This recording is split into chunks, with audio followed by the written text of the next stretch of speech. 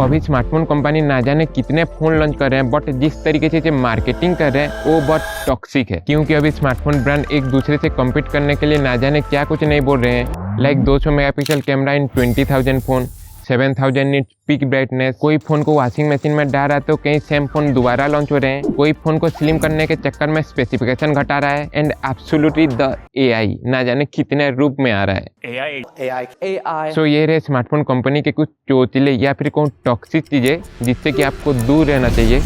So start करते हैं। पहले सभी स्मार्टफोन कंपनी स्लिम फोन के पीछे लगे थे कि सबसे पतला फोन कौन बना सकता है। फिर सबको लगे स्लिम फोन से स्पेसिफिकेशन घट रहे हैं तो थिक फोन बनाना ही पड़ेगा। लेकिन फिर से 2025 में सेम ट्रेंड वापस आ गया है। सैमसंग, एप्पल सभी इस ट्रेंड पे उतर गए हैं। कंपनी से more premium, lighter and comfortable to hold ऐसा बोल रहे हैं कि thickness is a important feature, but in real life phone को थिन करने के वजह से बैटरी छोटा हो जाता है, हीटिंग ज्यादा होगा because less space for cooling, और इजी से बेंड और क्रैक हो सकता है। लाइक आईफोन यार देखने के लिए तो बहुत अच्छा है बट स्पेसिफिकेशन उतना अच्छा नहीं है, लेकिन स्लिम की वजह से उसका प्राइस बहुत ज्यादा है। So slightly thick and bigger battery वाला फोन ज्यादा प्रैक्टिकल एंड रिलेटेबल है।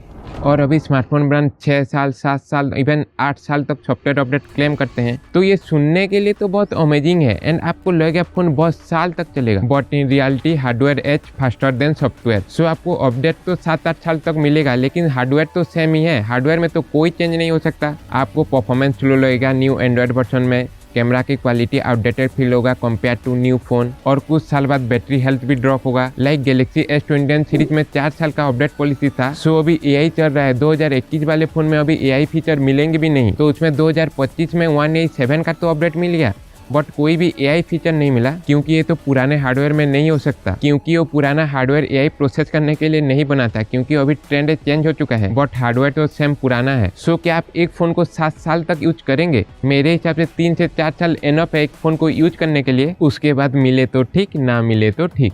पहले प्रोसेसर रिब्रांडेड हो रहे थे, अब सेम फोन दोबारा नाम बदल के रिलॉन्च हो रहे हैं। जैसे कि इन दोनों फोन को देखो, ओप्पो रेनो 13 एंड रेनो 14, इन दोनों में क्या डिफरेंट है? 14 में 50 मेगापिक्सल टेलीफोटो कैमरा दे दिया एंड 400 mAh बैटरी बढ़ा दिया। सेम वीवो V40 और V50 को देखो, बैटरी को 500 mAh बढ़ा दिया और 80 वाट चार्जिंग स्पीड को 90 वाट कर दिया। हो गया नया फोन। और अगर रियलमी के फोन देख लेंगे तो आपका पूरा दिमाग घूम जाएगा।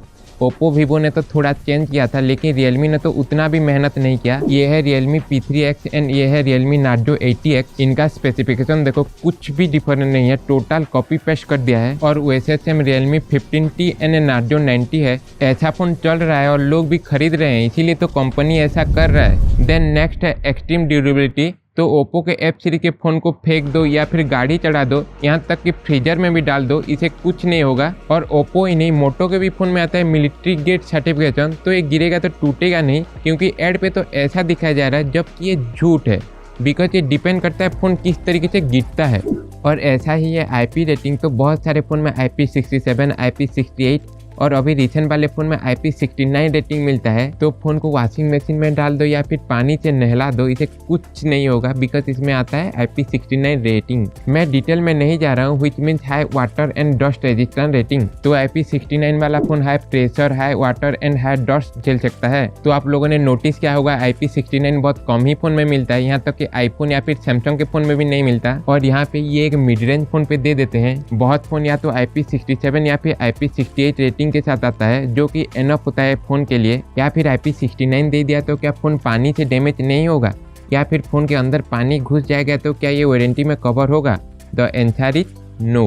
एप्पल या फिर सैमसंग या फिर अदर ब्रांड का कहना ये है कि अगर आपका फोन लिक्विड या फिर वाटर से डैमेज होता है तो ये वारंटी में कवर नहीं होगा। सो सभी स्मार्टफोन मैन्युफैक्चरर का सेम पॉलिसी है कि आपका फोन लिक्विड डैमेज हुआ तो वो वारंटी में कवर नहीं होगा। सो आपको अलग से वारंटी लेना पड़ेगा, या फिर ब्रांड लाइक सैमसंग जो कि एक्सीडेंटल या फिर liquid damage protection plan offer करते हैं वो देखना पड़ेगा। तो अगर आपके पास IP रेटिंग वाला फोन है तो पानी में डुबकी लगाने से पहले 2 बार सोच लेना। और ब्रांड भी इसको छुपाता नहीं, यहाँ पे क्लियरली मेंशन है कि फोन वाटर से डैमेज हो सकता है। इवन ड्यूरेबल फोन में भी लिखा है कि टेस्ट अभी कंट्रोल एनवायरनमेंट में किया गया है, बट इसको कौन ही पड़ता है। बट मैं नहीं कह रहा हूँ कि IP रेटिंग और ड्यूरेबल फोन 100% फेल होता है। IP रेटिंग काम करता है, यहाँ तक कि मैंने भी अपना फोन पानी में यूज किया है, बट कंपनी खुद IP रेटिंग देता है। और अगर आपका फोन लिक्विड से डैमेज होगा तो वारंटी में कवर नहीं होगा। यहाँ तक कि ड्यूरेबल फोन में भी सेम केस है। ये कैसा लॉजिक है? ब्रांड जिसको दिखा के फोन बेच रहे हो ठीक है, उसी की तो जिम्मेदारी ले लो। तो अभी आ जाते हैं कैमरे के मेगापिक्सल पे। अगर आपके पास सेम प्राइस रेंज के दो फ़ोन है और किसी में 50 मेगापिक्सल और किसी में 200 मेगापिक्सल है, तो दोनों का पिक्चर क्वालिटी लगभग सेम ही होगा। किसी में तो 50 मेगापिक्सल वाला ज़्यादा बेटर होगा 200 मेगापिक्सल से, इसीलिए तो आईफोन का 48 मेगापिक्सल एंड पिक्सल का 50 मेगापिक्सल ज़्यादा बेटर होता है 100-200 मेगापिक्सल वाला फ़ोन से। So how? Because of the software and sensor. क्योंकि मेगापिक्सल तो 200 कर लेते हैं लेकिन सेंसर छोटा होता है और सॉफ्टवेयर प्रोसेसिंग उतना अच्छा से नहीं कर पाता। सो कितने भी हायर मेगापिक्सल हो जाए, इमेज की क्वालिटी उतना अच्छा नहीं होगा। तो फ़ोन के कैमरा चेक करना है तो बस एक ही तरीका है कि फ़ोटो कैसा आ रहा है वो चेक कर लेना। और सबसे चर्चित विषय इस टाइम का द AI।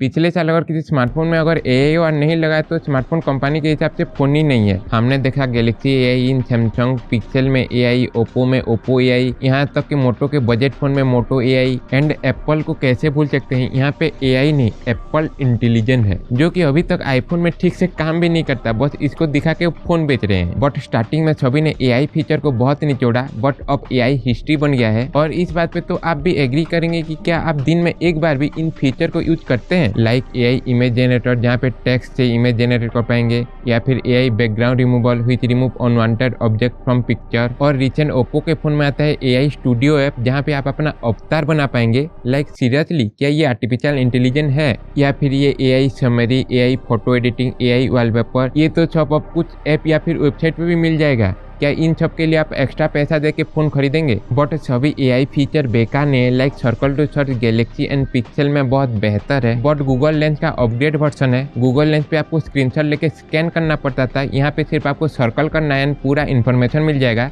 ये थोड़ा इजी है। देन लाइव ट्रांसलेट फीचर से रियल टाइम में बहुत सारी लैंग्वेज में ट्रांसलेट कर पाएंगे ड्यूरिंग कॉल। और इवन चैट असिस्ट जो कि राइटिंग सजेशन, ग्रामर एरर, यहाँ तक कि चैट ट्रांसलेट कर देगा इन चैट। और इवन व्हाट्सएप पे भी, जो कि डे टू डे लाइफ में काम आता है, जो कि एक्चुअली में AI है जो काम करता है।